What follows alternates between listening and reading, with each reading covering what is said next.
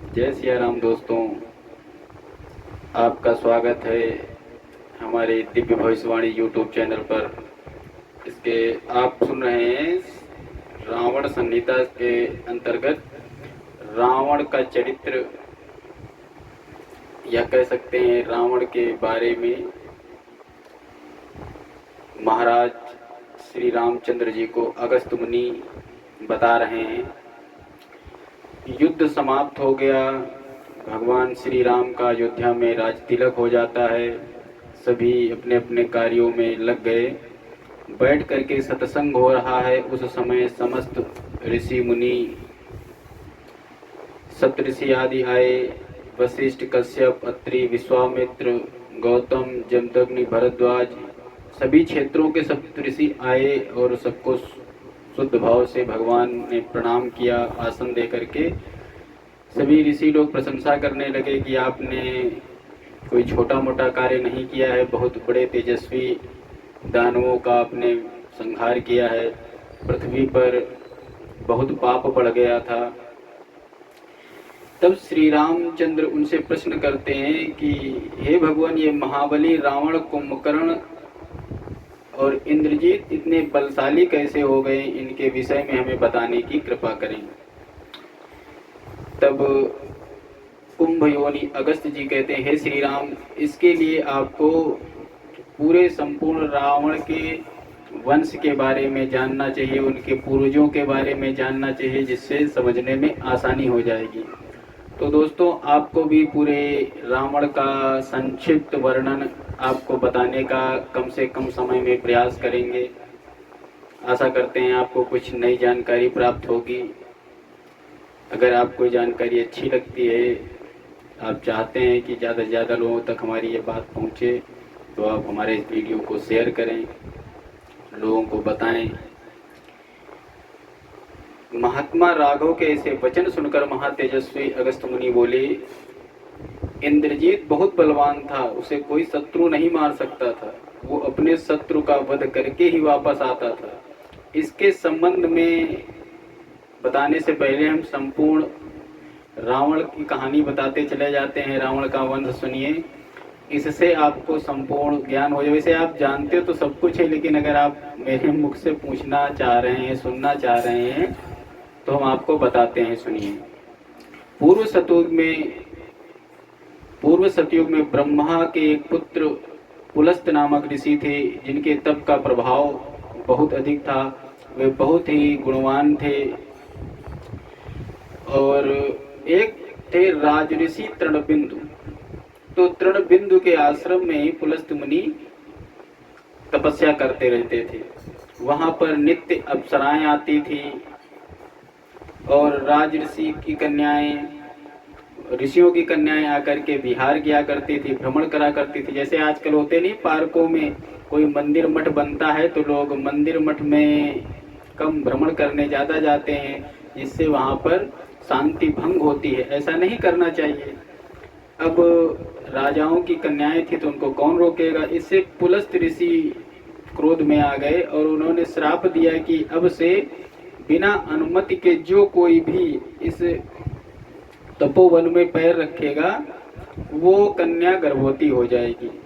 अब इस श्राप के भय से कोई नहीं आया, वहां पर किसी ने प्रवेश नहीं किया। परंतु तृणबिंदु की कन्या को ये सूचना नहीं प्राप्त हुई, जिसके कारण वो दूसरे दिन वहां भ्रमण करने आई। तो उसको देखा उन्होंने कि कोई भी वहां आया नहीं है। अब एकांत देख करके फिर सोचा कि हो सकता है कोई आज ना आया हो महाराज। वो टहलते टहलते सोचा कि चलो थोड़ा सा मंत्रोच्चारण ही ऋषि मुनि का सुन लिया जाए। महाराज ऐसा विचार करके वह महाराज पुलस्त मुनि के कुटिया की तरफ चली गई, जहां वो तपस्या कर रहे थे। अब जैसे पुलस्त जी की नजर उस पर पड़ी, वैसे ही उसका शरीर पीला हो गया और वो गर्भवती हो गई। अब वो भाग करके अपने पिता के आश्रम में आई और बताती है पूरी घटना। तो पिता जी ने पूरा समाचार पूछा, समझा तब पता चला कि ये तो पुलस्त जी के कोप के कारण हुआ है। वे अपने पुत्री को लेकर के पुलस्त मुनि के पास आए और उन्होंने उनसे विवाह करने की इच्छा जाहिर की, प्रार्थना किया। तृणबिंदु के वचनों को सुनकर पुलस्त मुनि ने कहा, ठीक है, ऐसा ही हो। अब कन्या को पुलस्त जी को सौंप दिया। राजा तृणबिंदु अपने आश्रम में लौट आए। अब राजकन्या ने अपने गुणों से महाराज को संतुष्ट किया और उनके शील स्वभाव से संतुष्ट होकर मुनिश्रेष्ठ पुलस्त जी उनसे बोले, हे सुश्रोणी, मैं तुम पर बहुत प्रसन्न हूँ, इसलिए हे देवी, आज मैं अपने ही तुल्य तुम्हें एक ऐसा पुत्र देता हूँ जो उत्तम वंश का वर्धक होगा, जो पौलस्त के नाम से प्रसिद्ध होगा। परंतु तुमने मेरी ध्वनि सुनकर जो गर्भ धारण किया है, इससे उसका नाम विसर्वा होगा। ऐसा वर पाकर वह देवी प्रसन्न हुई। फिर कुछ समय पश्चात विसर्वा नामक पुत्र को प्रसव किया। ये विसर्वा भी अपने पिता के समान ही तेजस्वी थे और परम शक्तिमान, तेजस्वी और सभी वेदों के ज्ञाता और बहुत प्रसिद्ध ऋषि हुए। अल्प काल में ही मुनिश्रेष्ठ विसर्वा ने अपने पिता के समान यश प्राप्त किया। वे सत्यवादी, शीलवान, जितेंद्रिय, स्वाध्याय निरत, पवित्र भोगों में अनासक्त, सर्वदा धर्म में तत्पर रहते थे। विसर्वा के आचरण को देखकर महामुनि भरद्वाज ने अपनी देवांगना कन्या, मतलब देवों की कन्याओं के समान जो सुंदरी थी, उस कन्या का विवाह विसर्वा के साथ में कर दिया।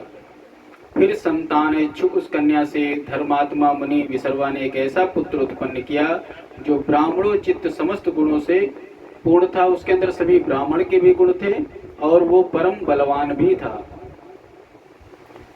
अब उसके जन्म से पितामह पुलस्त ऋषि को बहुत प्रसन्नता हुई। अपने पौत्र में कल्याणकारी बुद्धि देखकर कहा, यह तो धनाध्यक्ष होगा।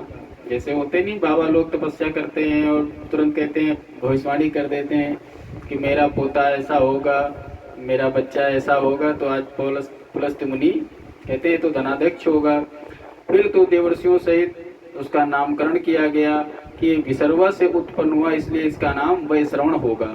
अब वैश्रवण ने ब्रह्मा जी की तपस्या करी और उनसे बल प्राप्त हुआ और वर में उन्होंने ब्रह्मा जी से मांगा कि मैं देवताओं का धनाध्यक्ष बनना चाहता हूँ, संपूर्ण सृष्टि का धन स्टोर मेरे पास हो। तब ब्रह्मा जी ने वर दिया कि ठीक है, हम भी चाह रहे थे कि एक चौथा लोकपाल बनाया जाए, अब तुम उसी पद को प्राप्त करो। और उन्होंने वरदान दिया, इंद्र, वरुण और यम के समान तुम्हारा भी स्थान माना जाएगा और तुम लोकपाल बनोगे। ऐसा कहकर ब्रह्मा जी वहां से चले गए। अब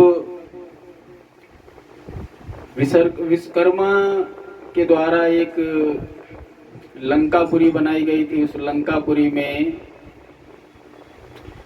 जो अमरावती के समान सुंदर थी, वहां पर चारों तरफ खाइयां बनी हुई थी जहां पर पक्षी भी नहीं जा सकते थे। इतनी विशाल ऊंची लंकापुरी बसाई गई और वहां पर कहते हैं पहले राक्षसों का राज्य था और भगवान विष्णु से युद्ध हुआ तो समस्त राक्षस भगा दिए गए। तो उस नगरी में यक्षों सहित वैष्णव जो थे कुबेर स्थान प्राप्त हुआ और कुबेर जी वहां पर रहने लगे। वैश्रवण जी थे विसर्वा के पुत्र,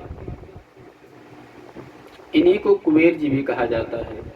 अब अगस्त जी के कहे हुए इस वृतांत को सुनकर राम जी विस्मित हुए और फिर पूछते हैं, भगवान, ये सुनकर कि लंका में पहले राक्षस रहा करते थे, इसके बारे में बताएं। तब राम जी के से पूछने पर अगस्त मुनि कहते हैं, जैसे मधु कैटभ के समान ही वीर हेति और प्रहिति नाम के दो राक्षस थे। उसमें प्रहिति तो धार्मिक प्रवृत्ति का था, तपोवन में जाकर के यज्ञ करने लगा, खूब तपस्या किया और विवाह के लिए बड़ा प्रयत्न किया। उस समय काल की एक बहन थी जिसका नाम था भया। अभी वो कुमारी ही थी, उसका रूप बड़ा भयंकर हो गया। हेति ने उसी भया के साथ में विवाह किया, जिससे उसको एक पुत्र प्राप्त हुआ जिसका नाम था विद्युत केश। उसका विवाह संध्या की पुत्री से हुआ जिसका नाम साल कंटका था। उसे पाकर निशाचर विद्युत केश बड़ा प्रसन्न हुआ और सुख से रहने लगा। कुछ समय पूर्व उस कन्या से विद्युत केश के द्वारा एक गर्भ धारण हुआ और मंदराचल पर्वत पर जाकर उसने उस पुत्र का प्रसव किया और उस नवजात शिशु को वहीं पर छोड़ करके चली आई। अब महाराज उस पुत्र ने मेघ के समान रुदन किया, खूब जोर जोर से रोने लगा। अब उसी समय शिव पार्वती वहां से गुजर रहे थे और माँ पार्वती को बड़ी दया आ गई। उन्होंने महादेव जी से कहा चलो देखते हैं क्या बात है, क्या उन बच्चा रो रहा है। अब महादेव जी गए तो कहा इसको अमृत प्रदान करो, ये तो मर रहा है। महाराज महादेव के आशीर्वाद से वो सुकेश अमर हुआ और उसको बलशाली होने का वरदान प्राप्त हुआ। और माँ पार्वती ने उसी समय राक्षसियों को, एक गैर जिम्मेदार माँ थी तो उन्होंने एक वर दे दिया कि राक्षसियां जैसे ही पुत्र को या संतान को जन्म देंगी वो अपनी माँ के उम्र के बराबर तुरंत हो जाएगा। इसीलिए राक्षसियों को पालने पोसने की कोई जरूरत नहीं पड़ती थी। महाराज अब सुकेश को वरदान मिल गया और वो विश्वावसु के समान ग्रामणी नामक गंधर्व से देवती रूपी यवनशालिनी कन्या जो दूसरी लक्ष्मी के समान थी उसका विवाह कर दिया गया, जिससे 3 पुत्र उत्पन्न हुए। ये तीनों शरीरधारी बलवानों में श्रेष्ठ क्रमशः इनके नाम थे माल्यवान, सुमाली और माली। सुकेश के ये पुत्र, अब विद्युत केश के पुत्र सुकेश, सुकेश के पुत्र माली, सुमाली और माल्यवान, ये तीनों कहे जाते हैं वात कफ पित्त। ये तीनों कभी नष्ट होने वाले नहीं थे, ये बड़े भयंकर थे और शीघ्र बढ़ करके युवा हो गए। अब घोर तप करके देवताओं और मनुष्यों को सताने लगे। राक्षसों से सभी लोग थरथर कांपने लगे। अब इतने शक्तिशाली हुए ही थे और ब्रह्मा जी के फिर वरदान प्राप्त हो गया इनका। ब्रह्मा जी से कहा कि हम लोग आपसे वर मांगते हैं कि हमें परस्पर प्रीति बनी रहे और हमको कोई जीत न पावे। ब्रह्मा जी ने कहा ठीक है, अजर अमर तो कोई नहीं हो सकता है, लेकिन तीनों परस्पर साथ में अगर रहोगे तो कोई मार नहीं सकता है तुम्हें। ऐसा वर दे दिया। ब्रह्मा जी अपने लोक को चले गए। अब वे राक्षस वरदान पाकर बहुत ही शक्तिशाली हो गए और नाना प्रकार से उपद्रव करने लगे। इन्हीं से आगे वंश चलता है। लंका में तीनों राज्य करते हैं। विश्वकर्मा के द्वारा बनाई गई लंका नगरी में ये लोग रहने लगे। अब हे राघव, इस समय अब इन राक्षसों का राज्य इस लंकापुरी पर हो गया था। अब राक्षसों के द्वारा यानी सुकेश के पुत्रों के द्वारा सताए गए देवताओं की ओर से भगवान विष्णु युद्ध करने आते हैं और सबको मार के भगाने का प्रण लेते हैं। अब महाराज देवताओं ने के इस तरीके से जाने से वो सब उनका पूरा राक्षस लोग सब नाराज हो गए कि ये तो विष्णु जी से हमारी न कोई दुश्मनी है न कोई युद्ध की हम लोगों ने घोषणा करी। देवताओं के भड़काने पर विष्णु जी हमसे युद्ध करने आए हैं, चलो सब लोग मिल करके देवताओं को मार डालें। देवताओं पर जब देवासुर संग्राम यहाँ से आरंभ हो जाता है, भगवान विष्णु का और उन राक्षसों के साथ में बहुत भयंकर युद्ध होता है। राक्षस माली और माल्यवान मारे जाते हैं। सुमाली के मरने पर सुमाली का जो राक्षस नाम का जो सुमाली था वो रसातल में वास करने लगा और कुबेर का लंका में वास हो गया। यहाँ तक आपने समझा कि लंका में पहले किसका राज था, फिर वो पुनः कुबेर जी को प्राप्त हुआ। अब इधर माल्यवान अपनी सेना सहित लंका में जब गया तो कमलनाथ भगवान विष्णु ने वहां दौरा करके उनको कई बार मारा। विष्णु जी की क्षमता को समझ नहीं पाए और वो मूर्ख अपने बच्चों सहित सब पाताल चले गए। अब इधर शंख चक्र गदाधारी भगवान विष्णु के अतिरिक्त कोई भी इन सुर शत्रु राक्षसों का नाश नहीं कर सकता था, इसलिए चार भुजाधारी सनातन अजय विनाशी साक्षात नारायण राक्षसों का नाश करते हैं। इसलिए हे श्री राम, आप वही भगवान विष्णु के अवतार हैं।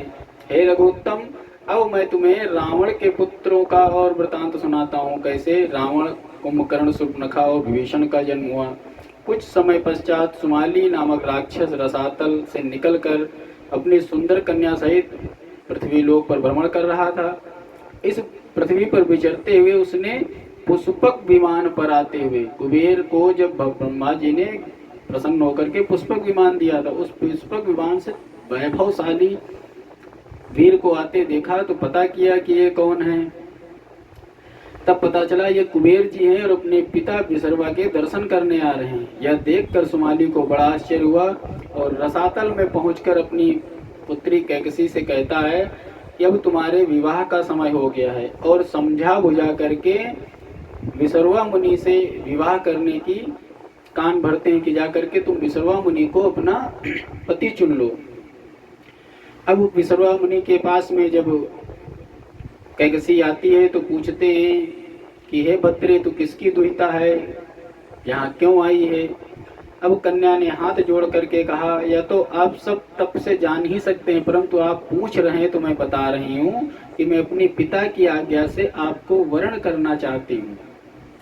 शेष वृतांत आप स्वयं जान सकते हैं। अब महाराज जब योग माया से अपना आंख बंद किया और मुनि ने देखा कि अरे ये तो पुत्र उत्पन्न करने आई है जो कुबेर के समान पूरे हो, इसका तो आने का जो उद्देश्य है वो उत्तम नहीं है।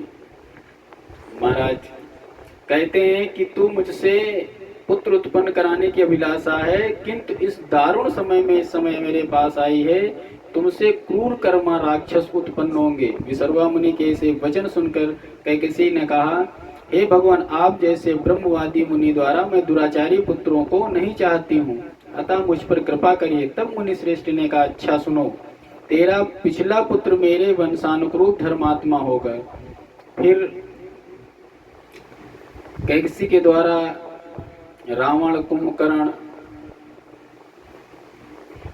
और विभीषण का जन्म हुआ। कहते हैं पुत्री शूर्पणखा भी जन्म हुई कैकसी के गर्भ से। इन तीनों विकराल सब बहुत एक से बढ़कर एक थे। सौम्य स्वरूप विभीषण जी का था, बहुत विकराल विशाल काय स्वरूप कुंभकर्ण का था, और कहते हैं 10 सिर और 20 हाथों वाला 10 ग्रीव रावण का जन्म हुआ। विभीषण की कभी तृप्ति नहीं होती थी और भक्ति में कुंभकर्ण की कभी तृप्ति नहीं होती थी, खाना खूब खाता था, सब बिल्कुल खा डालता था। राक्षस, मुनि, निशाचर जो कुछ भी आ जाए, देव दानव, सबको वो सामने, उसकी भूख के आगे कोई टिकता नहीं था पृथ्वी पर। विभीषण जी बाल्यकाल से ही धर्मात्मा थे, वो सदा अपनी इंद्रियों को संयमित रखते थे, स्वाध्याय करते थे। कुछ काल पश्चात वैष्णव मुनि, धनपति वैष्णव यानी कुबेर जी अपने पिता के दर्शन के लिए आए, तब वो अपने तेज से प्रदीप्त हो रहे थे।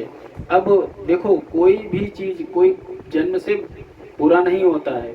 जैसे कहते हैं ना कि कोई भी सुख में अपने जो है ऐसे अपराधी नहीं बन जाता है, उसके लिए परिस्थितियां, काल, सब कुछ होते। अब उनके वैभव को देख करके माँ ने दशग्रीव को भड़काया और कहा, देखो ये तुम्हारे बड़े भाई हैं, कितने तेजस्वी हैं, और इनके समान तुमको भी बनना चाहिए। तदापि तुम भी बड़े पराक्रमी हो, परंतु ऐसा प्रयत्न कुछ करो, ऐसा कुछ करो जिससे इनके समान तुम्हारा भी यश हो। तब उसने कहा, माँ तुम चिंता न करो, मैं प्रतिज्ञा पूर्वक कहता हूँ, मैं इससे बड़ा पराक्रमी होकर के और इससे आगे महान ता प्राप्त करूंगा। और वहां से गोकर्ण के पवित्र आश्रम पर आकर के अपने भाइयों सहित तप करने लगा। रावण, कुंभकर्ण और विभीषण ने तप किया, घोर तप से प्रसन्न हुआ। कहते हैं 1000 वर्ष जब पूरे होते थे, एक पैर पर खड़ा होकर के तीनों पंचाग्नि, तभी मतलब भीषण गर्मी होती थी और चारों तरफ अग्नि जला करके बीच में खड़ा रहता था।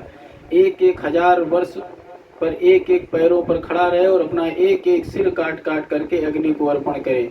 इस तरीके से उसने 9 सिर अग्नि में भेंट कर दिए। 10वां अर्पण करने वाला था, उसी समय ब्रह्मा जी प्रकट हो गए। अब मस्तक हो गया और प्रणाम किया। कहा, प्रभु जी अगर आप हमसे प्रसन्न है तो हमको अजर अमर कर दीजिए। पितामह उसकी वाणी सुनकर हंसने लगे, कहने लगे, देखो अजर अमर तो हम भी नहीं है, अजर अमर नहीं कर सकते हैं। तब रावण ने कहा, हे प्रजानाथ, मैं गरुड़, नाग, यक्ष, दैत्य, दानव, राक्षस या देवता या किसी भी देवता शक्ति से मारा न जाऊं, और मनुष्य जीव आदि को तो मैं तृण समझता हूं, इनसे कोई हमें मतलब नहीं है। ब्रह्मा जी ने कहा, ठीक ऐसा ही हो। अब ब्रह्मा जी ने कहा कि चलो ठीक है, तुमने मांगा है और अपनी तरफ से भी वरदान दे दिया कि मैं तुझसे अप्रसन्न हूँ। जिन सिरों को काटकर तूने अग्नि में अर्पण किया है वो पुनः जो है तुमको सारे सिर प्राप्त हो जाएं। इससे सिर मिल गए और एक और वरदान दे दिया। कहा, तू जैसा रूप जब बनाना चाहेगा अपना बना सकता है, क्योंकि उनको दया आ गई कि 20 हाथ 10 सिर लेकर के कुरूप होके कहाँ घूमेगा, इसलिए उन्होंने मायावी स्वरूप बनाने का भी वरदान दे दिया।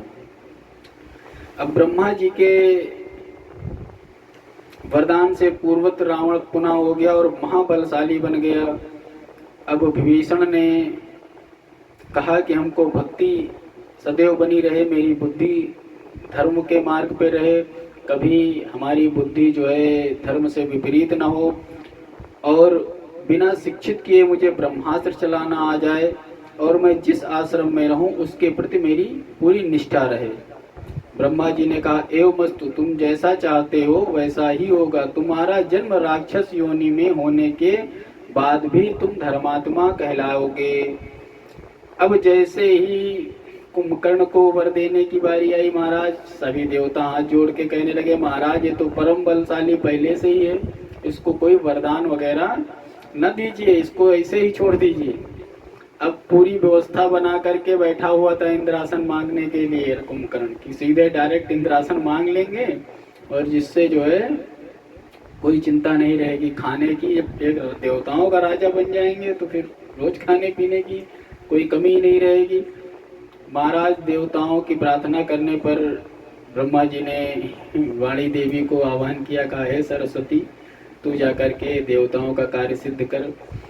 अब इंद्रासन की जगह पर निंद्रासन मांग लिया। जैसे होश आया माँ सरस्वती जी के द्वारा जो कहलाया गया, तो वो विचलित हो गया कि इतनी तपस्या करी गई, ये किया गया, देव देव रक्षा करो, इन देवताओं ने मुझको ठग लिया, ऐसा विचार करने लगे। तब ब्रह्मा जी ने कहा, अच्छा चलो ठीक है, 6 महीने तू सोएगा, एक दिन जगेगा, फिर 6 महीने तू सोएगा, लेकिन अगर तेरी निंद्रा से तुझको कोई उठा देगा बीच में तो समझ लेना तेरा अंत आ गया है। अब कुबेर का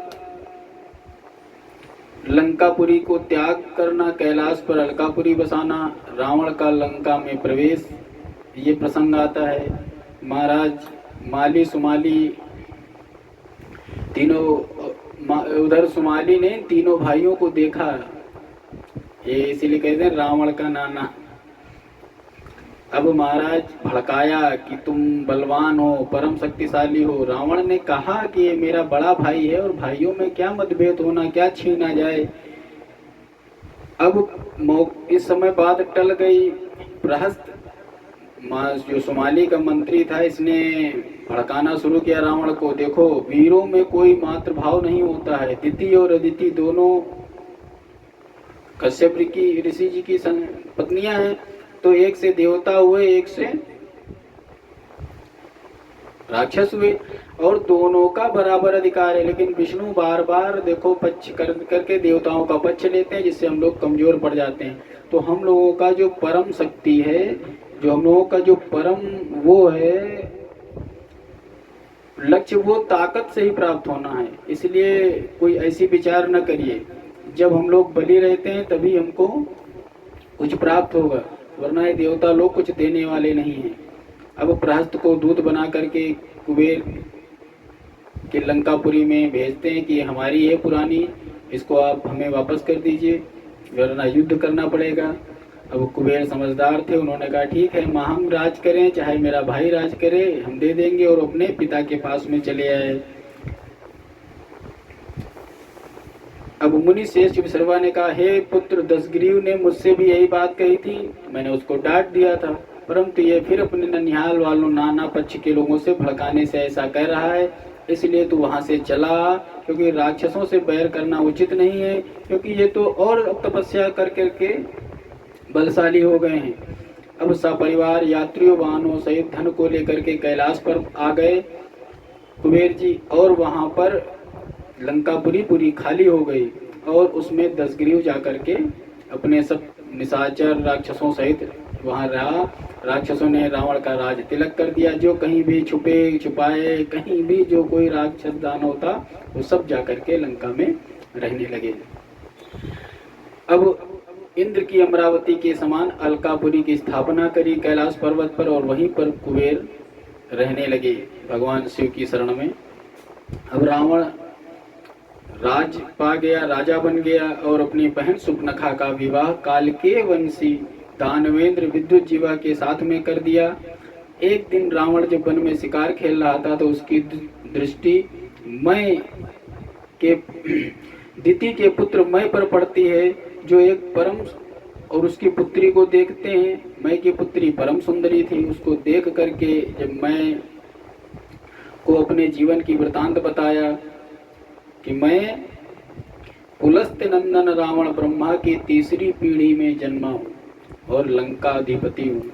अच्छा, जब कहीं परिचय देना होता है तो लोग उत्तम कुल की बातें बताते हैं। ब्रह्मा की तीसरी पीढ़ी में पुलस्त, राक्षस ने बताया कि मैं मान ली और राक्षस के किसी का दानव राज हूँ। देखा मैंने कि भाई अच्छा कुल है, पराक्रमी है, राजा भी बढ़िया है, तो उन्होंने कहा कि मेरी कन्या हेमा अप्सरा से उत्पन्न हुई है, इसका नाम मंदोदरी है और इसको आप अपनी पत्नी के रूप में ग्रहण करें। दशग्रीव ने कहा बहुत अच्छा, तो अग्नि जला करके वहीं पर मंदोदरी के साथ में रावण का पारिग्रहण हुआ। दशग्रीव ने उसी क्षण उसको लेकर के चले आए और मय के द्वारा एक अमोघ शक्ति भी प्राप्त करी गई, मतलब दहेज में एक अमोघ शक्ति भी दी। अब कुंभकर्ण का विवाह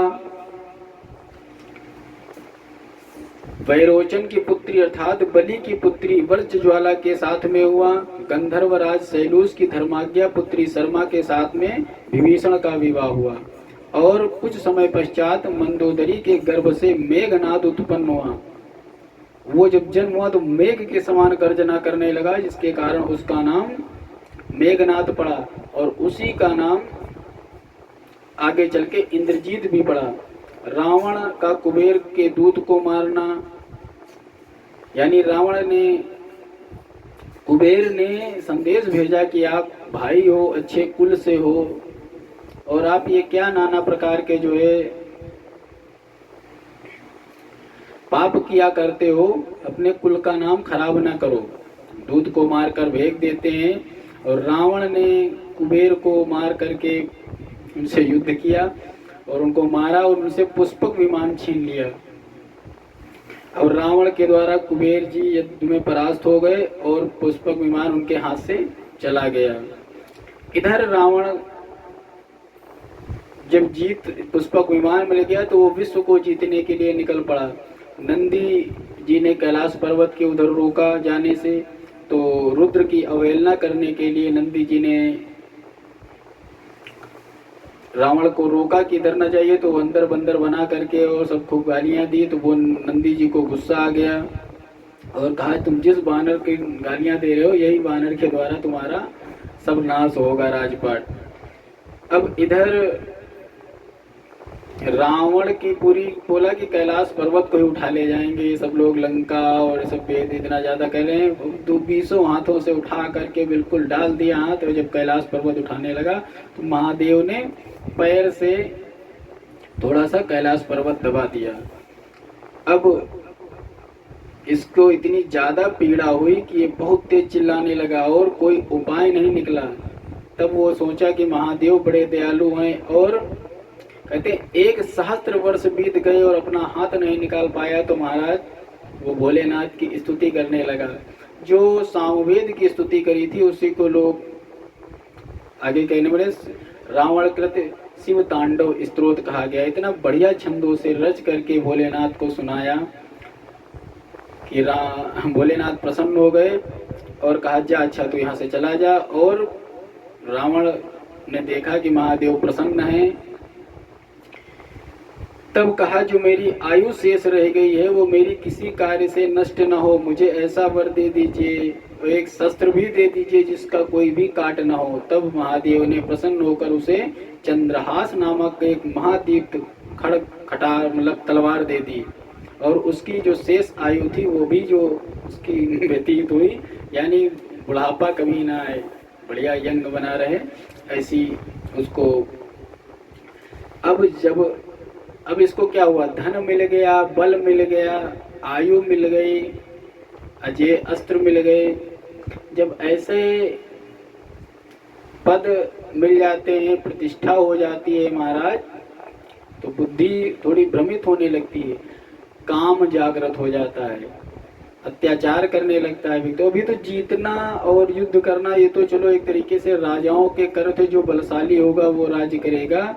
लेकिन पृथ्वी पर विचरता हुआ एक दिन हिमालय में जा करके देखता है कि एक बहुत सुंदर कन्या मृग चर्म धारण किए हुए तपस्या कर रही है।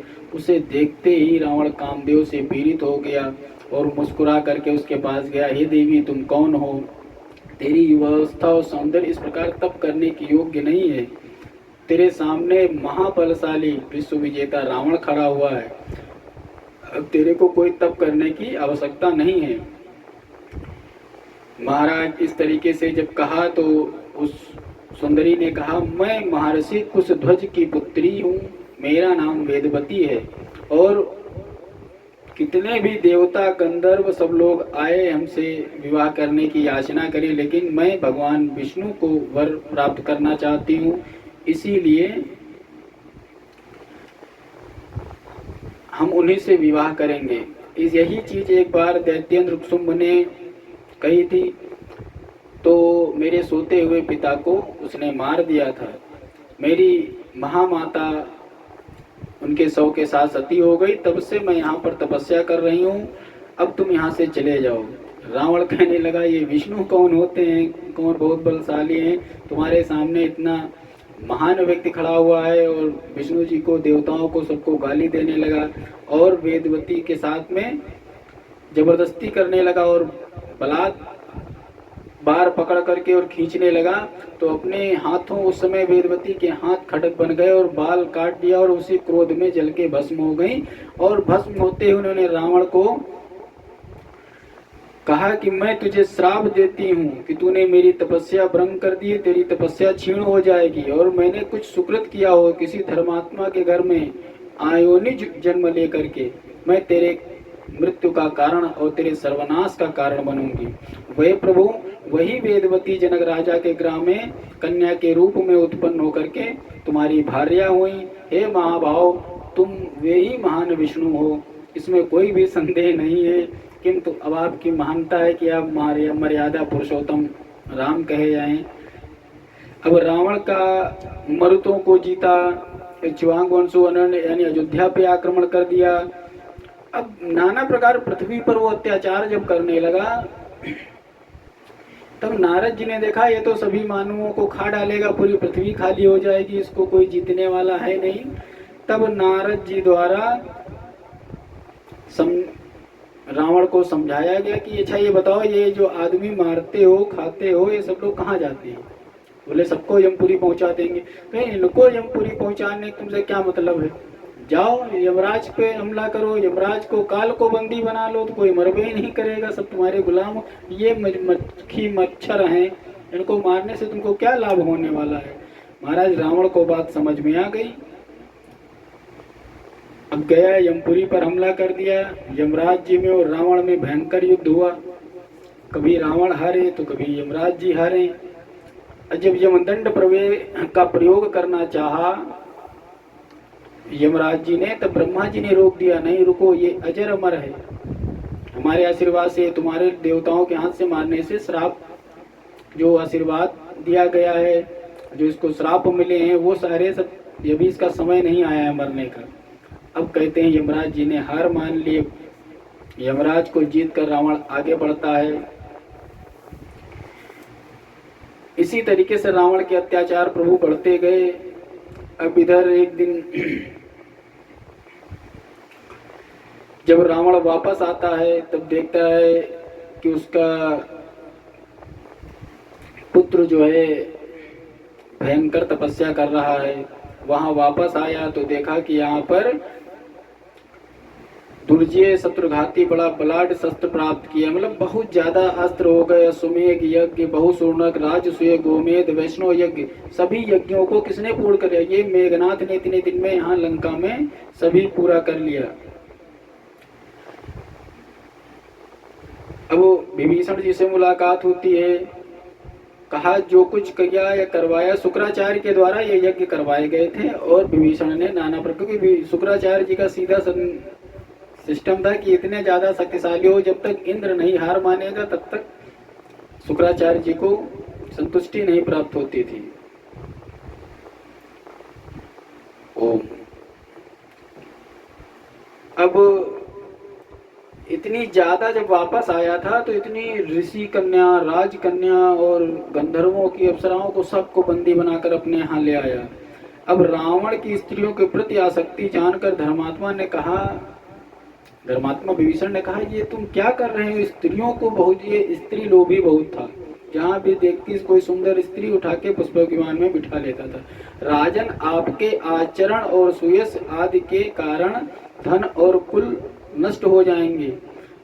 आपने जिन स्त्रियों के बंधुजनों को मार पीट कर हर लाए हो, उसी से मधु दैत्य आपके मस्तक पर पैर रख करके आपके बहन कुंभनसी स्त्री को हर ले गए।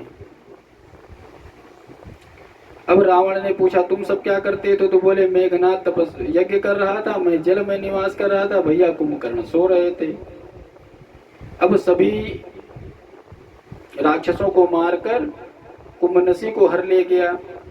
अब अपने कर्म का फल इस लोक में प्राप्त हो गया, इस तरीके समझिए। मतलब कहने मतलब विभीषण जी ने साफ साफ कह दिया कि तुम दूसरे की कन्याओं को हर को लाओ, तो कुंभनसिनी यहाँ से हर ली गई।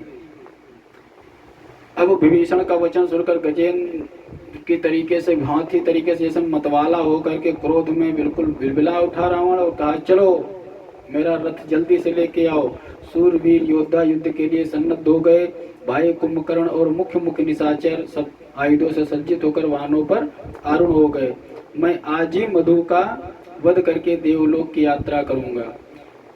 फिर कुंभी नसी ने अपने भाई रावण को आता देख करके गई, प्रार्थना किया कि मेरे पति को जीवन दान दे दीजिए, अभी मेरे सुहाग हैं। रावण हर्षित होकर कहा तुम मेरी मौसेरी बहन हो, शीघ्र बतला तेरा पति कहाँ है। मिल करके दोनों में संधि हो गई और दोनों मिल करके फिर विश्व विजेता बनने के लिए निकल पड़ते हैं। और रास्ते में नलकुबर की पत्नी रंभा अप्सरा थी। वो नलकुबर थे वो जो विसर्वा जी के पुत्र वैष्णवन यानी कुबेर जी का पुत्र था नलकुबर, उसकी पत्नी रंभा उनके यहाँ जा रही थी। रावण ने रास्ते में रोक लिया और कहा कि मैं वहाँ जा रही हूँ। रंभा ने बहुत गिड़गिड़ाया, रोया, मैं तुम्हारी वधू के समान। तो कहा ये अप्सराएं कब से किसकी वधू होने लगी, किसकी? इन्होंने उसके साथ में बलात्कार किया और उसका उपभोग किया। वो रोती हुई नलकुबर के पास में गई और सारा वृतांत बताया। क्रोध में नलकुबर ने रावण को श्राप दे दिया कि स्त्री की इच्छा न रहने पर यदि काम पीड़ित होकर तू किसी पर अत्याचार करेगा तो तेरे सिर के 7 टुकड़े हो जाएंगे। अब महाराज जब रावण को श्राप मिल गया तो वो जबरदस्ती स्त्रियों को उठा करके उपभोग नहीं करता था, लाता था, पहले उनको रखता था, खूब सुख सुविधाएं ऐश्वर्य दिखा करके फिर उनको मनाता था, फिर उनका उपभोग करता था। अब कुछ लोग कहते हैं रावण जैसा, जैसे कभी कभी सुनने को मिलता है, रावण जैसा भाई होना चाहिए कि अपने बहन के लिए ये कर दिया वो कर दिया। महाराज इससे आगे सुनिएगा क्यों सुपर्णखा ने रावण का वंशनाश किया, क्यों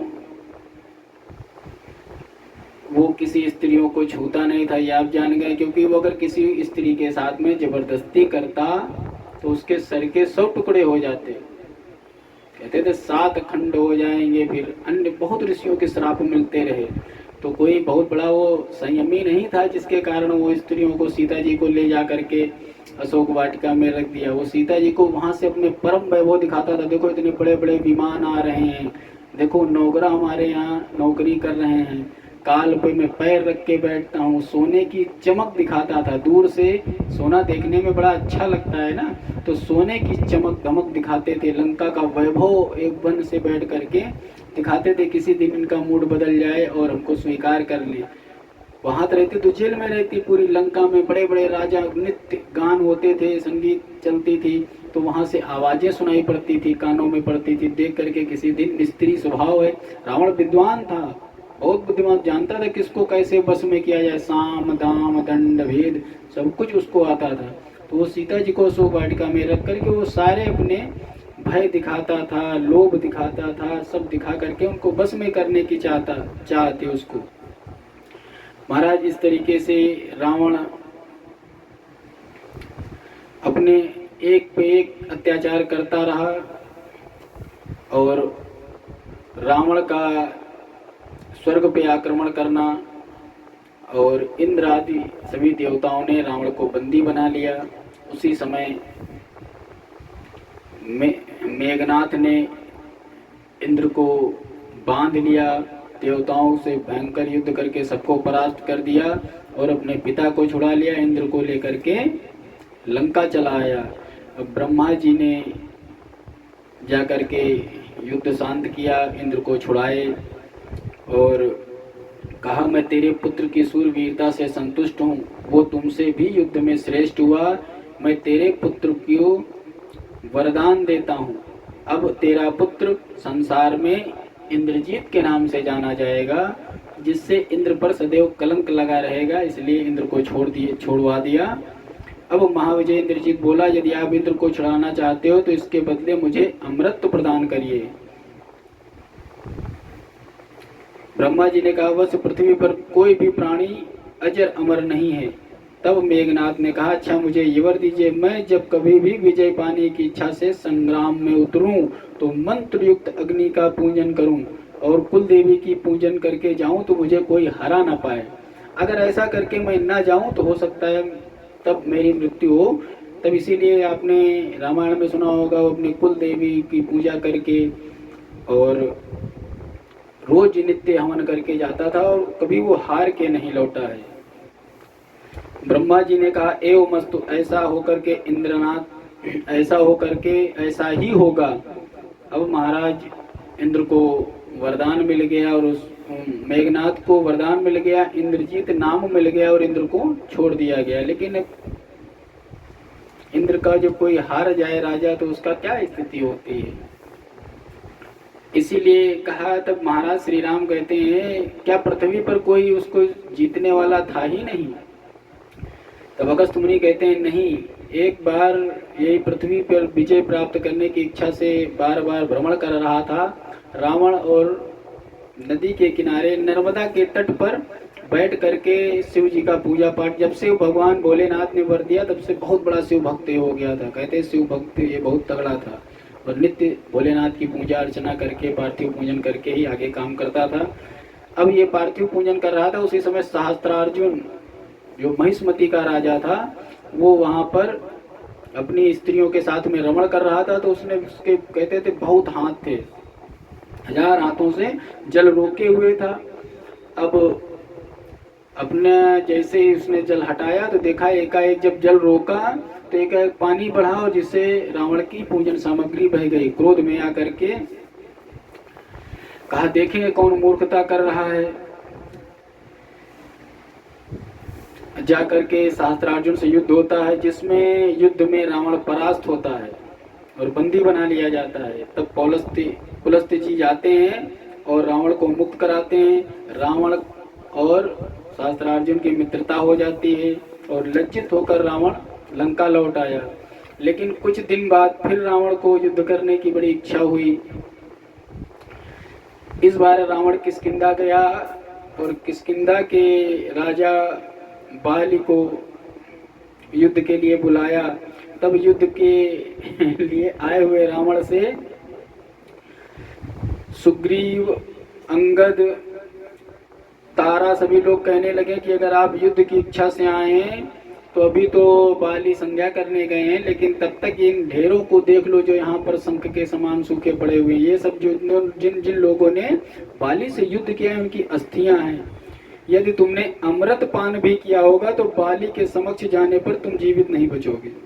अगर तुम अजर अमर भी अपने आप को समझ रहे हो तो आप बचने वाले हो नहीं। रावण इतना विजय में मतवाला था कि उसको रुकने की कोई कहे कि हमसे लड़ो लड़ो तो दक्षिण समुद्र पर जाकर के बाली को युद्ध के लिए बाली से मिलने चला गया। अब देवयोग से वहां पर बाली मंत्र उच्चारण कर रहा था और संध्या कर रहा था। अब बाली ने देखा कि कोई पीछे से पकड़ने आ रहा है। उसने तक्षण कुछ नहीं, पूजन करते करते इनको उठा के बगल में दबा लिया। जैसे गरुड़ सर्प को दबोच लेता है, बगल में दबे हुए बड़े वेग से आकाश में उड़ा। रावण उसे बार बार नोचता रहा। इस प्रकार रावण के परास्त हो जाने पर उसके मंत्री उसे मुक्त कराने के लिए पीछे दौड़े, लेकिन बाली की स्पीड इतनी तेज थी कि वो जल्दी जल्दी सभी, अब ऐसे मान के लो चारों तरफ समुद्र की संध्या करके और सुबह सुबह वापस आ जाता था। वहां उन्होंने देखा कि अब वानर राज बाली को पकड़ना बहुत मुश्किल है। वो पश्चिम समुद्र पर पहुंचे, वहां संध्या स्नान किया, उत्तर समुद्र पर पहुंचे, वहां संध्या स्नान किया, फिर पूर्व समुद्र पर आए, वहां संध्योपासन करके पास में दबाए हुए किष्किंधा लौट आए। अब वहां जब उतर के आए तो पूछा, हाँ बताओ क्या चाहते हो। तो रावण ने कहा, हम तो तुमसे युद्ध करने आए थे, लेकिन इतनी देर दबे रहने के कारण मैं व्याकुल हो गया हूँ। अब मैं तुमसे मित्रता करना चाहता हूँ। अब रावण और बाली में मित्रता हो गई। कहा गया कि एक दूसरे में नगर, राज, स्त्री, पुत्र, सब भोजन, सब चीजें सम्मिलित रहेंगी। दोनों ने अग्नि जला करके एक दूसरे की मित्रता की सौगंध खाई, कसम खाई। 1 महीने तक रावण वहां रहा। उसके बाद मंत्री आदि उसको वहां लंका लिवा लाए। अब रावण अपने यहाँ सुकून से रहता था, राज्य करता था, और जब कभी भी उसको पृथ्वी पर आता था तो कहीं न कहीं वो यहाँ से बाली से हारा, सहस्त्रार्जुन से हारा। तो हे प्रभु, ये प्राचीन वृतांत है। अगस्त्य मुनि कहते हैं ये प्राचीन वृतांत है। इसके बाद लोककंटक रावण की उत्पत्ति की एक कथा बताई। इंद्र तथा जयंत को भी युद्ध में परास्त कर दिया। इसलिए ऐसे पराक्रमी कुल का अपने राक्षसों का अंत किया है। ये कोई असाधारण लोग नहीं थे। और आगे की घटना तो आप जानते हैं कि रावण जब सीता जी को हर ले गया तो उसकी वेदवती जो कन्या थी उसी का जो स्वरूप सीता जी बन के आई, जिसका कारण राम जी के द्वारा रावण का संहार हुआ।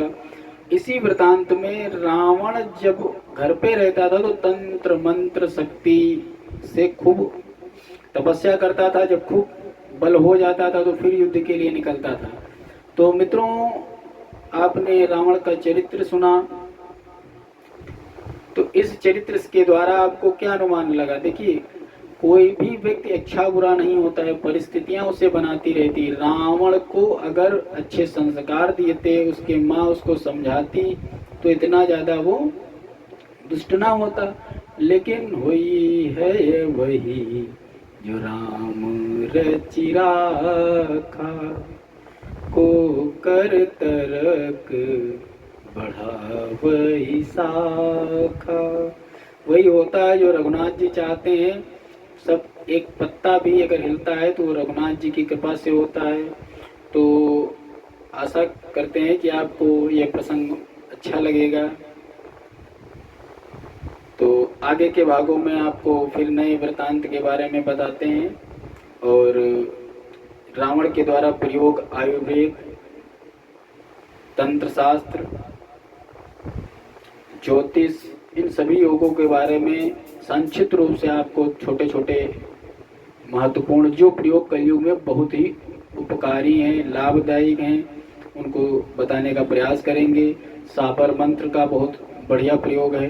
लेकिन ये सब जो हम बताएंगे या कर रहे हैं यह सिर्फ जानकारी मात्र ही मान के चलें, क्योंकि कोई भी प्रयोग करने का हानि और लाभ इसकी जिम्मेदारी आपकी होगी। इसलिए सिर्फ जानकारी मान के चलें कि मेरे धर्म में, हमारे धर्म में कितने बड़े बड़े प्रयोग हैं जो आज भी मंत्र काम करते हैं। जैसे अग्नि बांध देना, दुकानें बांध देना, पानी रोकना या बारिश कराना, या बाढ़ आ जाए, किसी का धंधा बिल्कुल बंद हो तो बिल्कुल खूब चलने लगे। इस तरीके से छोटे छोटे उपाय बढ़िया से स्त्री पुरुष में परस्पर मित्रता, कैसे एक दूसरे को वशीकरण किया जाए, कैसे अपने आप में आकर्षण लाया जाए, ये सब रावण ने बड़ा विधिवत अपनी रावण संहिता में बताया है। इन सब चीज़ों के लिए आगे की वीडियो आप देखते रहें।